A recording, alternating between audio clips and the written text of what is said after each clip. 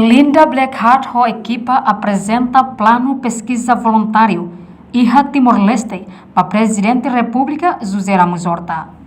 Terça-feira semana ni, Linda Blackheart ho equipa apresenta plano pesquisa voluntário Iha área Oi para Presidente da República José Ramos Horta Iha Palácio Presidencial Bairro Pitadili.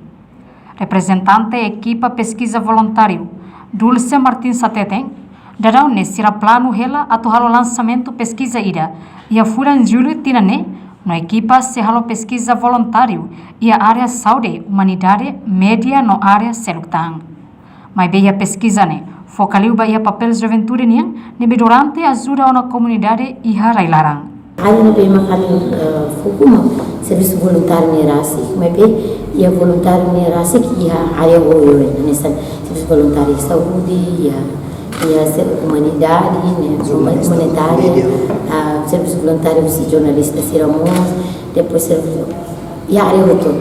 Então, mas bem, foco livre, a área de juventude seria papel de bem ser hal durante nessa ajuda a comunidade ser e a tenera. Sim, grupo seria lá no estudante ser então ia grupo vote era nessa CVT, permati, depois ia grupo FATEL, ia grupo sira nessa amutuk sira UNT, vamos amutuk sira total ia 15 grupo nebe makamnya te concentra ela nebe agora drama me halo se lançamento em julho.